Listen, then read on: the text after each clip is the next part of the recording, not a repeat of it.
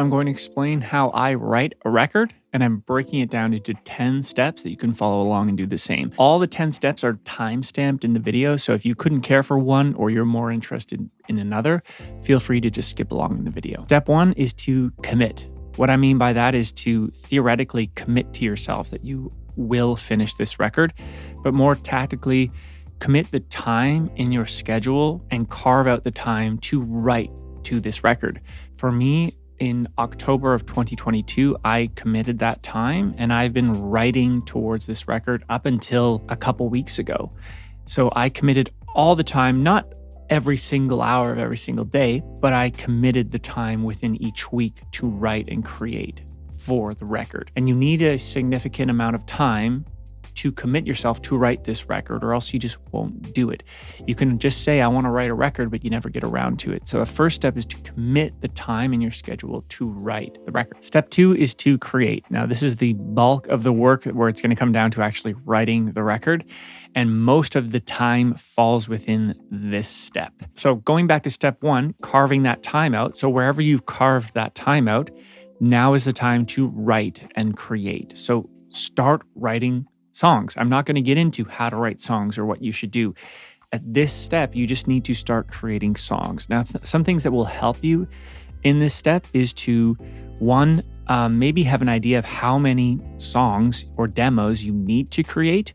For example, what's your ratio to how many songs you need to create versus the songs you actually like within those demos? So for me, I know that when I create 4 or 5 demos, I really like one of those demos that I would like to record. So if I want an album of 10 songs, I probably need to write 50 or more song demos to get 10 I really like. So what's that ratio for you? This step is so crucial to just focus on creating and not writing the best song on the record. It's just like you've set an amount of time from step 1, like 2 months.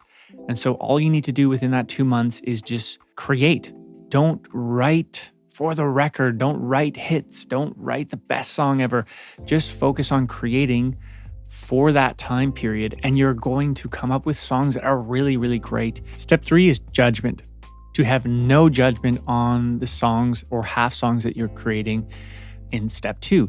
And this means, like, after you write a song, you try not to be like, oh, that was a crappy song or that was the best song ever even. You just park it and you do it again the next day and you create. Then you can pass judgment later on.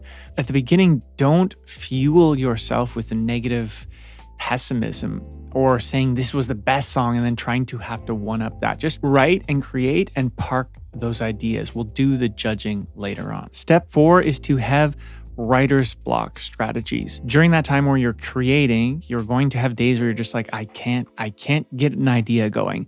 So have tools, have strategies in place that can remove that block and get you going again. Here are 5 tools that I use within this step to help me remove writer's block. 1 is collaborating, co-writing. So ask a co-writer to come over or go to a co-writing meetup or whatever, write with someone and bring an idea that you have or start something from scratch. Co-writing is a great way to remove any type of writer's block. Travel, change your environment. This means like going and working maybe the morning in a cafe or walking around. It doesn't really matter. Change your environment before you get into a writing session. It just allows you to fuel yourself with more creative thoughts. Number 3 is journaling or free writing. In a notebook with a pen. For me, I like the tactile vibe with a pen and paper. You can do it on the computer. It doesn't really matter. Free writing your thoughts. So like we're all going in our heads with thoughts, right? Just write those down on paper and set the timer for 10 minutes and don't remove your pen from paper for 10 minutes and just write. And then you're going to come up with some weird stuff because everyone's mind is pretty weird. And then read it over. What did you write about? What cool things did you say? What weird things did you say? Can you pick any of those things out to write a song about? Does that fuel you in any way? Or are you just more calm because you wrote what's in your head down on paper? Number 4 is to come up with a list of titles and then work backwards to create a song. So instead of just strumming the same chords on acoustic guitar or sitting down at a piano, go to pen and paper first and write a title down that you think is authentic or what you heard something interesting and you want to write about that. and start actually crafting a bit of the lyrics and writing a bit of the story before you actually start getting into the music. And maybe if you're stuck on this because you actually approach this first, flip it around and do the opposite. Go to the instrument first. Do something different and you're going to get a different outcome. Fifth tool to overcome that writer's block for me is just creating the raw music. I'm not concerned about lyric. I'm not concerned about melody at this point. I'm just building a track. I'm building a beat. I'm building a bass line. I'm adding piano. I'm adding guitar, and I'm just getting energy and vibe. And then something sparks. You say something or you hum something over it.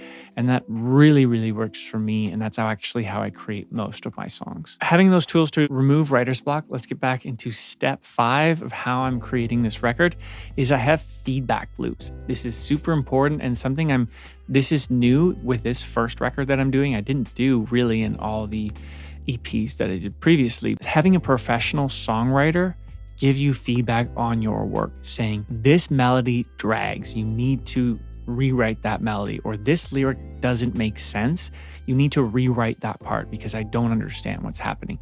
And I've had a mentor throughout this record giving me that feedback, and it's just been an enormous help to understand what makes sense, what demos make sense, what melodies are great. And having those feedback loops has been super, super helpful. Step number 6 is enough. There comes a time where you do have enough demos, half songs, full songs, whatever, that you're ready to kind of bring down and edit towards the record. This is my favorite part. And this is the time, though, to really select those ones that you need to now double down on, edit, and bring towards the record. This might take a bit of time, right? Don't rush yourself into it, but you should have a good idea at this step of what ones are working because you're getting those feedback loops. You spent the time writing. Now is the time where we do pass judgment on the demos.